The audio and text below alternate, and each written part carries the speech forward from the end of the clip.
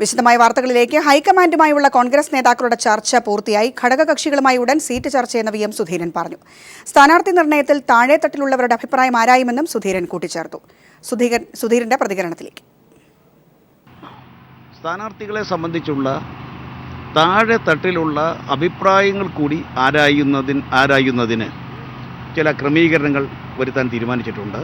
ജില്ലാ തലത്തിൽ DCC പ്രസിഡന്റുമാരും ജില്ലയിലെ ചുമതല വഹിക്കുന്ന KPCC ജനറൽ സെക്രട്ടറിയും ലോക്കൽ ബോഡി തെരഞ്ഞെടുപ്പിന് ശേഷം ജില്ലകളിലെ കോൺഗ്രസ് പ്രവർത്തനങ്ങൾക്ക് കൂടുതലായി നിയോഗിക്കപ്പെട്ടിട്ടുള്ള KPCCയിലെ സീനിയർ നേതാക്കളും ഇവർ 3 പേരും ചേർന്ന് DCC പ്രസിഡന്റും ഉൾപ്പെടെ ജില്ലയിലെ പ്രധാന നേതാക്കളുമായി താഴെ തലത്തിലുള്ള വിവിധ തലങ്ങളിലുള്ള പാർട്ടി ഘടകങ്ങളുമായി അവർക്ക് പറയാനുള്ള നിർദ്ദേശങ്ങളും അഭിപ്രായങ്ങളും കേൾക്കും. നിയമസഭാ തെരഞ്ഞെടുപ്പുമായി ബന്ധപ്പെട്ട് ഘടകകക്ഷികളുമായി ഉടൻ ചർച്ച ആരംഭിക്കുമെന്ന് VM സുധീരൻ. കോൺഗ്രസ് നേതാക്കൾ സോണിയാഗാന്ധിയുമായി കൂടിക്കാഴ്ച നടത്തി. മുഖ്യമന്ത്രി ഉമ്മൻചാണ്ടി, VM സുധീരൻ, ചെന്നിത്തല എന്നിവരാണ് സോണിയയുമായി കൂടിക്കാഴ്ച നടത്തിയത്. വിവരങ്ങളുമായി സന്തോഷ് സർലിംഗ് ചേരുന്നു. സന്തോഷ്, എന്തെങ്കിലും വ്യക്തമായ നിർദ്ദേശങ്ങൾ ഹൈക്കമാൻഡ് നൽകിയതായി വിവരമുണ്ടോ? രശ്മി, വൈകുന്നേരം 6:45 കൂടിയാണ് സോണിയാഗാന്ധിയുടെ വസതിയിൽ കേരള വിഷയത്തിൽ ചർച്ച ആരംഭിച്ചത്. 8:30 വരെ ഏകദേശം 1.5 മണിക്കൂറോളം ഈ ചർച്ച നീണ്ടു നിൽക്കുകയും ചെയ്തു. കോൺഗ്രസ് ഉപാധ്യക്ഷൻ രാഹുൽ ഗാന്ധി, സംസ്ഥാനത്തിന്റെ സംഘടനാ ചുമതലയുള്ള ജനറൽ സെക്രട്ടറി മുഗൾ വാസ്നിക്, തെരഞ്ഞെടുപ്പ് ചുമതലയുള്ള ഗുലാം നബി ആസാദ് തുടങ്ങിയവരും AK അന്നെ അടക്കമുള്ളവരും ഈ ചർച്ചയിൽ പങ്കെടുത്തു. പ്രധാനമായും നിശ്ചയിച്ചിരിക്കുന്നത് 3 നേതാക്കളും രമേശ് ചെന്നിത്തലയും ഉമ്മൻചാണ്ടിയും VM സുധീരനും ഒറ്റക്കെട്ടായി ഈ തെരഞ്ഞെടുപ്പിനെ നേരിടണം. 3 പേരുടെയും നേതൃത്വത്തിലുള്ള ഒരു സ്ഥാനാർത്ഥി നിർണയ സമിതിയാണ് ഹൈക്കമാൻഡ് ഇപ്പോൾ തീരുമാനിച്ചിരിക്കുന്നത്. ഇവർക്ക് കീഴിൽ ഓരോ ജില്ലയിലും 3 അംഗങ്ങൾ വീതമുള്ള സ്ഥാനാർത്ഥി നിർണയ സമിതികളും രൂപീകരിക്കും. അതിനുശേഷം ഹൈക്കമാൻഡ് ആയിരിക്കും സ്ഥാനാർത്ഥി പട്ടികയിൽ അന്തിമ തീരുമാനം എടുക്കുക. അതോടൊപ്പം തന്നെ ഘടകകക്ഷികളുമായുള്ള സീറ്റ് ചർച്ച സംസ്ഥാനത്ത് ആരംഭിക്കാനും KPCCക്ക് ഹൈക്കമാൻഡ് നിർദ്ദേശം നൽകി. പക്ഷെ ഒരു കാര്യം വ്യക്തമായി പറയുന്നുണ്ട്, അഭിപ്രായ ഭിന്നതകൾ 3 നേതാക്കൾക്കിടയിലും ഉണ്ടാകാൻ പാടില്ല എന്ന്. 3 പേരിൽ ആര് നയിക്കും എന്ന കാര്യത്തിലേക്ക് ഹൈക്കമാൻഡ് ഇന്നലെ കടന്നില്ല എന്ന് VM സുധീരൻ പറയുന്നുണ്ടെങ്കിൽ പോലും VM സുധീരൻ മത്സരിക്കുന്ന കാര്യത്തിലാണ് അനിശ്ചിതത്വം നിലനിൽക്കുന്നത്. കാരണം രമേശ് ചെന്നിത്തലയും ഉമ്മൻചാണ്ടിയും നിലവിൽ നിയമസഭാ അംഗങ്ങളാണ്, മന്ത്രിസഭാ അംഗങ്ങളാണ്. അതുകൊണ്ട് തന്നെ ഇരുവരും മത്സരിക്കുന്നത് തുടരുക തന്നെ ചെയ്യും. VM സുധീരനാകട്ടെ തീരുമാനം ഇക്കാര്യത്തിൽ എടുക്കേണ്ടതുണ്ട്. അതിപ്പോൾ ഹൈക്കമാൻഡ് എടുക്കുന്നില്ല, പിന്നീട് തീരുമാനിക്കാം എന്നാണ് പറയുന്നത്. ബാർ കേസിലും സോളാർ കേസിലും പ്രതിച്ഛായ മങ്ങിപ്പോയ ഉമ്മൻചാണ്ടിയെ വെച്ചുകൊണ്ട് മുന്നോട്ട് കൊണ്ടുപോവുക ദുഷ്കരമാകും എന്നൊരു നിലപാടും ഹൈക്കമാൻഡിന് ഇപ്പോൾ ഉണ്ട്. സന്തോഷ് സർലിംഗാണ് വിവരങ്ങൾ നൽകിയത്. ദില്ലി പോലീസ് രാജ്യദ്രോഹ കുറ്റം ചുമത്തിയ ഉമർ ഖാലിദ് അടക്കമുള്ള വിദ്യാർത്ഥികൾ പോലീസിൽ കീഴടങ്ങില്ല എന്നറിയിച്ചു. പകരം രേഖാമൂലം അറസ്റ്റ് സ്വീകരിക്കാൻ തയ്യാറാണെന്നും വിദ്യാർത്ഥികൾ വ്യക്തമാക്കി. പോലീസിനെ JNUവിന് അകത്ത് പ്രവേശിപ്പിക്കില്ലെന്ന VCയും നിലപാട് സ്വീകരിച്ചു. എന്നാൽ വിദ്യാർത്ഥികൾ വഴങ്ങിയില്ലെങ്കിൽ മറ്റു വഴികൾ കൈക്കൊള്ളുമെന്ന് പോലീസ് കമ്മീഷണർ BS ബസി വ്യക്തമാക്കി. ഇന്നലെ അർദ്ധരാത്രിയോടെ JNUവിലെത്തിയ ഉമർ ഖാലിദ് അടക്കമുള്ള 6 വിദ്യാർത്ഥികളും ക്യാമ്പസിൽ തന്നെ തുടരുകയാണ്. പോലീസ് മുമ്പാകെ കീഴടങ്ങേണ്ടതില്ലെന്നും രേഖാമൂലം അറസ്റ്റ് വരിക്കാൻ തയ്യാറാണെന്നുമാണ് വിദ്യാർത്ഥികൾ അറിയിച്ചത്. പോലീസിനെ ക്യാമ്പസിനകത്ത് പ്രവേശിപ്പിക്കരുതെന്നും പുതിയ അധ്യാപകരെ ഉൾപ്പെടുത്തി അന്വേഷണ കമ്മീഷൻ രൂപീകരിച്ച് അന്വേഷണം നടത്തണമെന്നും വിദ്യാർത്ഥികൾ വൈസ് ചാൻസലറോട് ആവശ്യപ്പെട്ടു.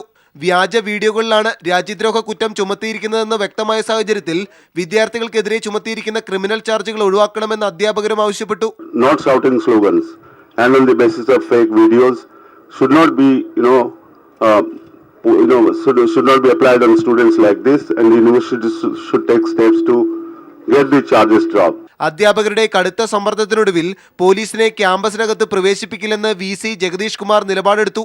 എന്നാൽ മഫ്തി പോലീസുകാർ ക്യാമ്പസിന് ചുറ്റും നിലയുറപ്പിച്ചിട്ടുണ്ട്.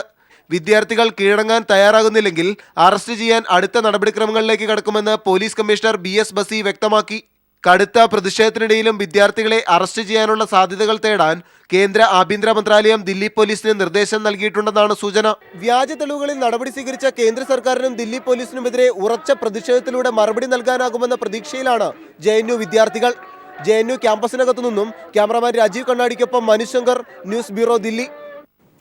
Delhi police commissioner Bassi RSS ഏജന്റിനെ പോലെ പെരുമാറുന്നുവെന്ന് CPM പോളിറ്റ് ബ്യൂറോ അംഗം ബൃന്ദ കാരാട്ട് പറഞ്ഞു. വയനാട്ടിൽ ആദിവാസി ക്ഷേമ സമിതിയുടെ ആഭിമുഖ്യത്തിൽ കളക്ടറേറ്റ് വളയൽ സമരം ഉദ്ഘാടനം ചെയ്യുകയായിരുന്നു Brinda Karat. It is up to the JNU administration to take the proper course. As far as the cases against the students are concerned, these are concocted cases on the basis of manufactured evidence. And the way the Delhi Police Commissioner has acted as though he is the representative of the RSS and the ABVP. No police commissioner can act in the way that he. മന്ത്രി Anoop Jacob 36.5 കോടി രൂപയുടെ അഴിമതി നടത്തിയതായി ആരോപിച്ച് vigilance ഡയറക്ടർക്ക് V. Sivankutty MLA പരാതി നൽകി. സംഭവത്തിൽ ഉടൻ അന്വേഷണം വേണമെന്ന പരാതിയിൽ ശിവൻകുട്ടി ആവശ്യപ്പെട്ടു. ഈ ടെൻഡർ, പർച്ചേസ് മാനുവൽ എന്നിവ കാറ്റിൽ പറത്തി കൃത്രിമ സ്റ്റോക്ക് ഔട്ട് രജിസ്റ്റർ കാണിച്ച് വറ്റൽമുളക് വാങ്ങിയതിൽ 2 കോടി രൂപയുടെ അഴിമതി നടന്നിട്ടുണ്ട്. കരാറുകാരന് 7 ദിവസത്തിനകം തുകയുടെ 75% നൽകാൻ മന്ത്രി പ്രത്യേക താൽപ്പര്യമെടുത്തു. സപ്ലൈകോയ്ക്ക് വേണ്ടി തൂരപ്പരിപ്പ് വാങ്ങിയതിൽ 2.5 കോടി രൂപയുടെ കമ്മീഷൻ മന്ത്രി കൈപ്പറ്റി. അരിയും പലവ്യഞ്ജനങ്ങളും വാങ്ങുന്നതിന് ലോഡ് ഒന്നിന് 30,000 രൂപ വീതം മന്ത്രി കമ്മീഷൻ കൈപ്പറ്റുകയാണെന്നും ശിവൻകുട്ടി വിജിലൻസ് ഡയറക്ടർക്ക് നൽകിയ പരാതിയിൽ ആരോപിക്കുന്നു. ഗുണനിലവാരമില്ലാത്ത സാധനങ്ങൾ സപ്ലൈകോയെ കൊണ്ട് വാങ്ങിപ്പിക്കുന്നതിന് മന്ത്രി സമ്മർദ്ദം ചെലുത്തുകയാണ്. റേഷൻ കടകളെ കമ്പ്യൂട്ടർ ശൃംഖല വഴി ബന്ധിപ്പിക്കുന്ന പദ്ധതിക്കായി കോടികൾ ചിലവാക്കിയെങ്കിലും പൈലറ്റ് പ്രോജക്റ്റ് നടപ്പിലാക്കാനാണ് ഇപ്പോൾ ശ്രമിക്കുന്നത്. സെർവർ വാങ്ങുന്നതിനായി AMC ഇല്ലാതെ 4 കോടി രൂപ ചിലവാക്കി. ഇവയടക്കം വൻ അഴിമതികൾ നടത്തുന്നതിന് വിരമിച്ച ചില ഉദ്യോഗസ്ഥരെ വകുപ്പിൽ നിയമിച്ചിരിക്കുകയാണെന്നും പരാതിയിൽ പറയുന്നു. ഞാനിപ്പോൾ 36.5 കോടി രൂപയുടെ അഴിമതി ആരോപണം മന്ത്രി അനൂപ് ജേക്കബിനെതിരെ രേഖകളടക്കം വച്ചുകൊണ്ട് വിജിലൻസ് ഡയറക്ടർക്ക് സമർപ്പിക്കുകയും അത് വിശദമായി ഏതാണ്ട് 10-20 മിനിറ്റോളം വിജിലൻസ് ഡയറക്ടറുമായി ചർച്ച ചെയ്യുകയുണ്ടായി. മന്ത്രിക്കെതിരെ ഉയർന്നിരിക്കുന്ന 36.5 കോടി രൂപയുടെ അഴിമതി അന്വേഷിക്കണമെന്നാവശ്യപ്പെട്ടുകൊണ്ടാണ് V. ശിവൻകുട്ടി MLA വിജിലൻസ് ആസ്ഥാനത്തെത്തി N. ശങ്കർ റെഡ്ഡിക്ക് പരാതി കൈമാറിയത്.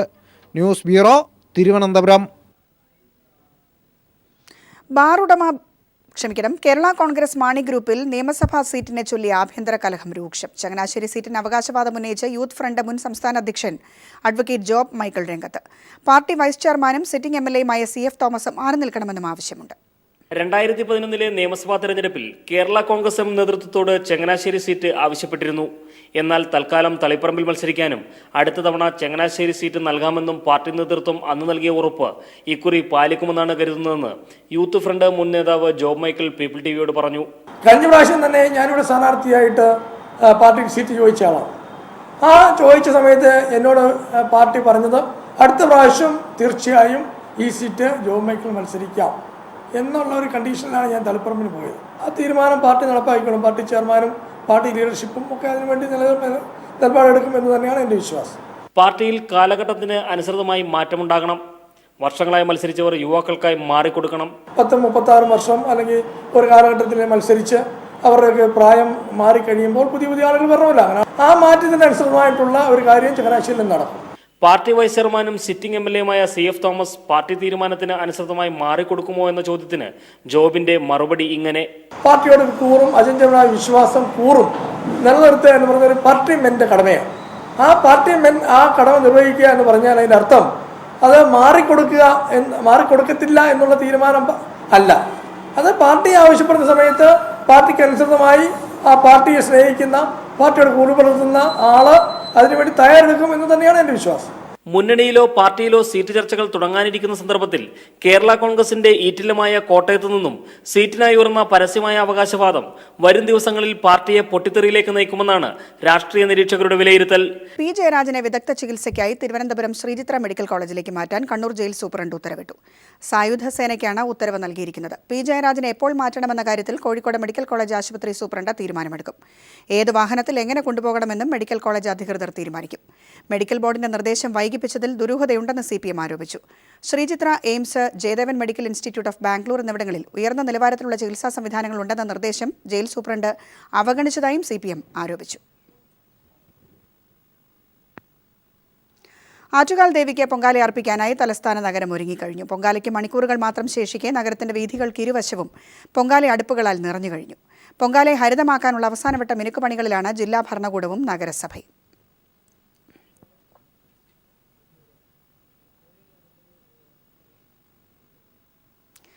ആറ്റുകാൽ പൊങ്കാല പ്ലാസ്റ്റിക് വിമുക്തമാക്കുക എന്ന കോർപ്പറേഷന്റെയും ശുചിത്വ മിഷന്റെയും തീരുമാനത്തിന് പിന്തുണയുമായി CPM. ക്ഷേത്രത്തിലെത്തുന്ന ഭക്തർക്ക് ഭക്ഷണം വിതരണം ചെയ്യുന്നതിനുള്ള സ്റ്റീൽ പാത്രങ്ങൾ CPM സംസ്ഥാന സെക്രട്ടറി കോടിയേരി ബാലകൃഷ്ണൻ കോർപ്പറേഷന് കൈമാറി.